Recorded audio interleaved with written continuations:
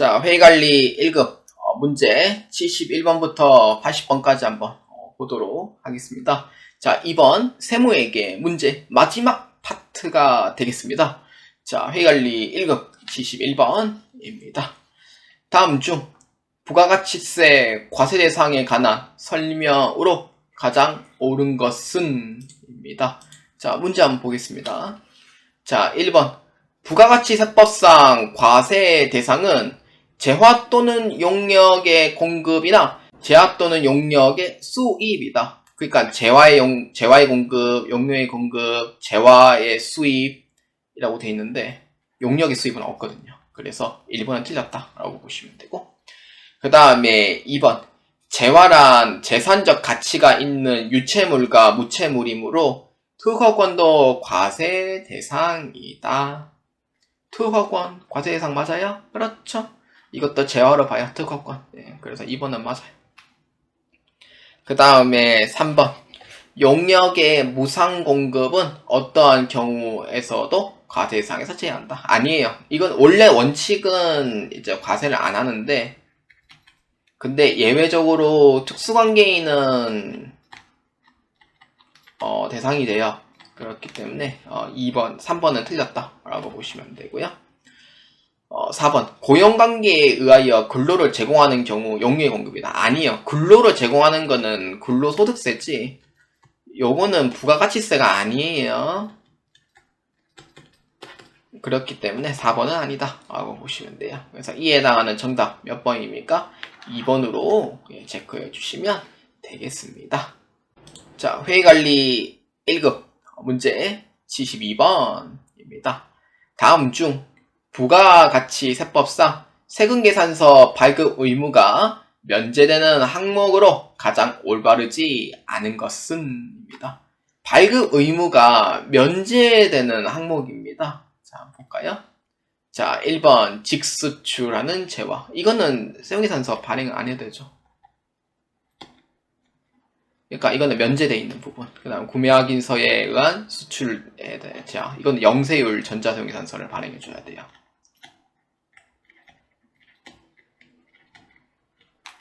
그 다음에 세 번째, 국외에서 제공하는 용역은 이거는 국외잖아요. 이거는 세금계산서 발행을 안 합니다. 왜냐하면은 국내에서 경유하는 게 아니고 거의 직수출이기 때문에 그런 거고. 그 다음에 항공기 외국 항해 용역도 똑같이 세금계산서 발행을 해주지 않습니다. 이것도 직수출로 취급을 해요. 그렇기 때문에 그래서 발급 의무가 면제되는 항목으로 올바르지 않은 것은 정답 2번으로 체크하시면 돼요. 자, 회의관리 1급 문제 73번입니다. 다음 중 부가가치세법상 영세율과 면세에 관한 설명으로 가장 옳은 것은 입니다. 자, 문제 한번 보겠습니다. 자, 1번 영세율이 적용되는 경우 매입세액은 환급되지만 면세가 적용되는 경우 세금계산서를 수령한 경우에 한하여 매입세액이 환급된다 입니다. 영세율이 적용되는 경우에는 매입세액은 환급되는 거는 맞지만 면세가 적용되는 경우 세금계산서 수령을 해요? 수령하죠. 발행은 안 되죠. 착각하시면 안 돼요. 발행은 안 되는데 수령은 가능하죠. 매입세액이 환급돼요? 아니죠. 이거는 부분 면세제도, 즉 불완전 면세제도라고 불러요. 그렇기 때문에 아니죠. 그래서 1번은 틀렸다 라고 보시면 돼요. 그 다음에 2번 영세율 적용 대상자는 세액이 0이므로 매입세 공제가 없다면 신고 의무가 없답니다. 아니죠. 신고 의무 있습니다. 없어도 무조건 신고를 해줘야 돼요. 그렇기 때문에 2번도 틀렸다 라고 보시면 돼요. 자, 그 다음 3번 영세율 적용 대상자는 부가가치세법상 사업자 등록 의무가 있으나 면세 적용 대상자는 그러하지 아니한다. 영세율 적용 대상자는 사업자 등록 의무가 있는 건 맞는데 면세는 그러하지 아니한다. 이거는 이제 부가가치세법상 적용 대상이 아니고 그 소득세나 법인세에 의한 사업자이기 때문에 그래서 면세 적용 대상자는 부가세법상 사업자가 아닌 거는 맞아요. 그렇기 때문에 시식 3번의 답은 3번이 맞다. 이렇게 보시면 되고, 그 다음에 4번입니다. 면세 제도는 최종 소비자에게 부담을 경감시키는 제도이므로 어떤 경우에도 사업자의 면세 포기는 허용되지 않는다. 어떤 경우? 아니죠. 만약에 내가 면세 포기할 때 영세율 적용을 위해서 면세 포기하는 거는 허용이 됩니다. 그래서 어떠한 경우라고 하면 틀렸죠. 그렇기 때문에 4번 아니다 라고 보시면 돼요. 그래서 이에 옳은 거 몇 번이에요? 3번으로 체크해 주시면 되겠습니다. 자, 회의관리 1급 문제 74번입니다. 다음 중 부가가치세 과세 표준에 관한 설명으로 가장 옳은 것은 입니다. 자, 1번입니다. 자, 재화를 공급하고 금전 외에 대가를 받는 경우 받은 대가의 시가를 과세 표준으로 한다. 뭐 금전 외에 대가를 받는 경우에는 라고 되어 있죠. 시가가 아닌 뭐 그냥 취득 원가라고 보시면 돼요. 그래서 이걸로 과세 표준으로 잡아주시면 되고요. 그래서 1번 아니에요. 그래서 2번은 환입입니다. 과세 표준에 포함해요? 아니죠. 이건 포함하지 않죠. 왜냐하면 하자품이기 때문에 기업에게 기준에서도 빼주는 거예요. 그래서 2번은 아니다. 그 다음에 3번 완성도 기준 지급 조건부로 재화 또는 용역을 공급하는 경우 계약에 따라 한 대가의 각 부문을 과세 표준으로 한다. 맞습니다. 지급 조건부로 하는 경우에는 대가를 각 부문으로 받기로 한대예요. 그래서 과세 표준을 본다. 이렇게 이제 3번은 맞다. 이렇게 보시면 되고, 그 다음에 4번 재화의 수입에 대한 과세 표준은 관세 가격으로 한다. 아니죠. 과세 표준은 내가 수입한 금액에서 플러스 각종 부대 비용 이걸 다 포함을 해서 과세 표준 잡아놓죠. 세무계산서에 직접 발행해준 금액으로 보시면 돼요. 그렇기 때문에 3번이 올바르다라고 보아주시면 되겠습니다. 자, 회의관리 1급 문제 75번입니다. 다음은 부가가치세 과세 사업을 영위하는 주식회사 3일의 제1기 예정 신고 기간의 거래 내역입니다. 제1기 예정 신고 기간의 과세 표준은 얼마인가? 입니다. 과세 표준입니다. 자, 한번 봅시다. 매출액입니다. 매출 애누리액과 매출 할인액의 차감 전 금액이다. 7,500만원. 그렇죠. 차감 전 금액. 그러면 2개 빼주면 되죠. 자, 위 매출액 중에 파손된 반품 이것도 빼줘야 되죠. 얼마? 1,000만원이네요. 그럼 1,000만원 빼주면 돼요. 그럼 얼마? 6,500만원.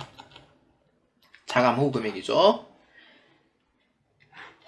그 다음에 연체이자예요. 연체이자는 과세 표준에 포함해야 안 해요. 연체이자를 많이 실수하는데 그 할부이자는 이제 할부이기 때문에 과세 표준에 포함을 하지만 연체이자는 돈을 지급 지연을 해준 거잖아요.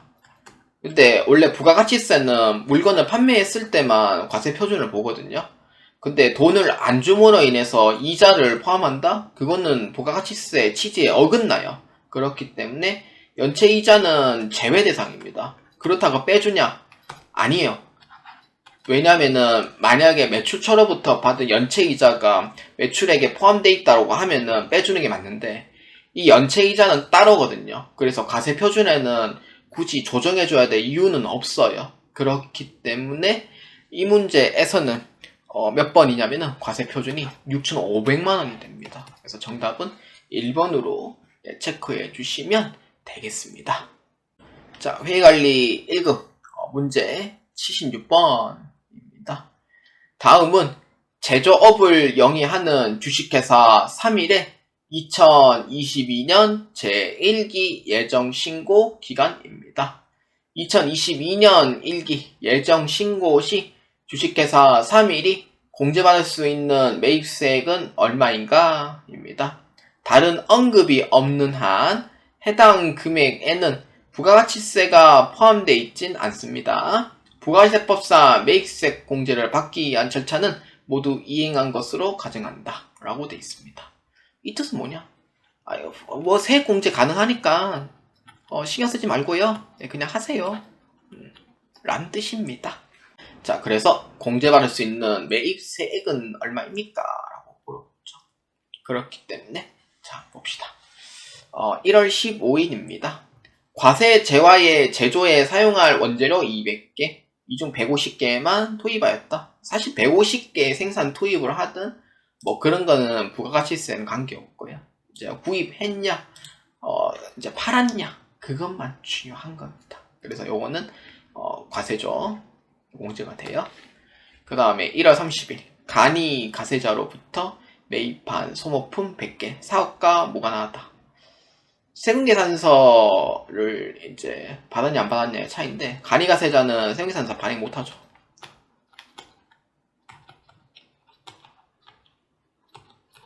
근데 4,800만원이 넘는다 언급을 하면은 발행이 가능하기 때문에 과세가 되는데, 요거는 사업과 계산과 무관해요. 그래서 요거는 매입세 공제가 안 된다, 이렇게 보시면 되고, 그 다음에 거래처 접대 목적으로 매입한 선물 세트, 이건 뭐예요?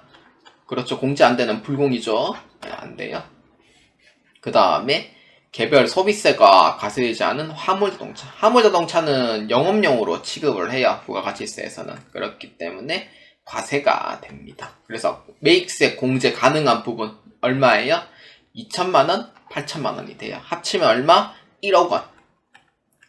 부가세 포함 안 된 금액이죠. 거기에 부가세 10%하면 얼마예요? 1,000만원이 됩니다.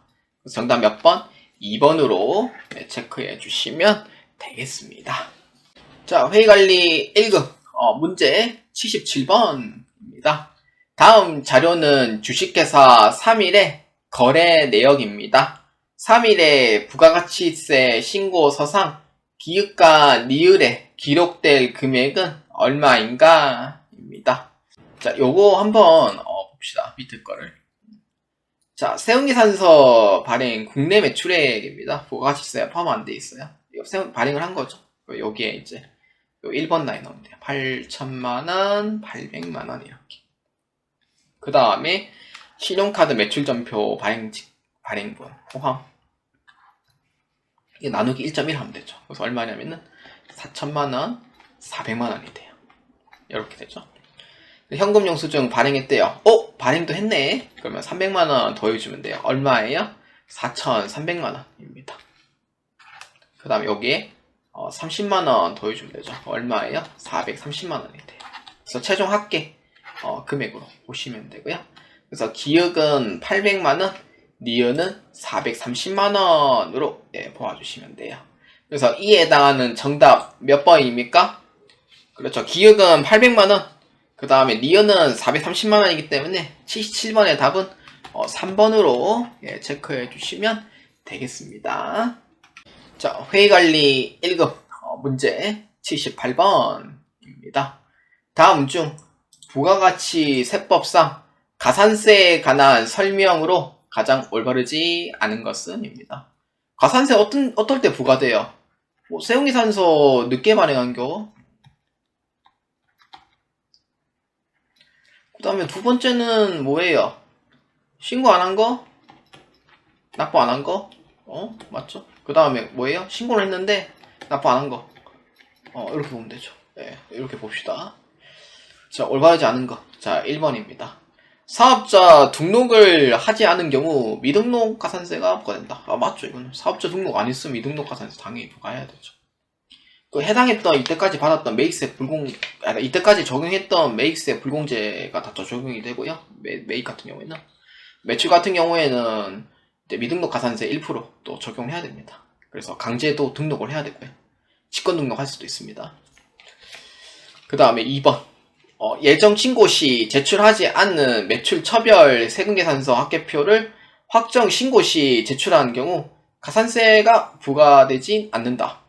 매출 처별 세금계산서 제출 안 했어요. 확정 신고 시 제출했잖아요. 가산세 부과 안 돼요?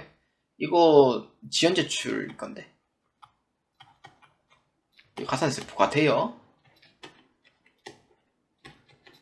그래서 2번은 틀렸다 라고 보시면 되고, 그 다음에 3번 세금 계산서 발급 시기가 지난 후 해당 재화 영역의 공급 시기가 속하는 과세기간에 대한 확정 신고 기한까지 세금 계산서를 발급한 경우 세금 계산서 불성실 가산세가 부과된다. 그렇죠. 발급 시기가 지난 후니까. 그렇죠. 2번, 3번에 대한 얘기는 맞아요. 그 다음에 4번. 매입처별 세금계산서 합계표는 지연제출이라 하더라도 가산세가 부과되지 않는다. 지연제출이라도? 이거는 가산세 부과 안 돼요. 왜냐면은 불공제 시켜버리는 게 더 빠르거든요. 그렇기 때문에 그래서 이거는 예정신고 때 제출 안 한 부분은 확정신고 때 제출하면은 그렇죠. 뭐 공제 받은 걸로 해줄게요. 라는 뜻이에요. 근데 확정신고에 제출 안 하잖아요. 그때는 불공제 이렇게 돼요. 그래서 따로 뭐 가산세 부담할 필요는 없는 거죠. 그렇기 때문에 4번은 맞다라고 보시면 돼요. 그래서 이에 올바르지 않은 거 몇 번입니까? 2번으로 체크해 주시면 되겠습니다. 자, 회의관리 1급 문제 79번입니다. 다음 중 세금 계산서 작성과 관련하여 가장 올바르지 않은 것은? 입니다. 자, 1번 한번 보겠습니다. 세금 계산서상 공급 가액과 부가가치 세액을 기재하지 아니하여도 실제 거래가 확인되는 경우 정당한 세금 계산서로 볼 수 있다. 여러분들 같으면은 저 공급가액 부가가치세 기재 안 했는데 세금 계산서라고 봐도 되죠? 그럼 역으로 이제 물어보죠. 본인 같으면 될 것 같아요?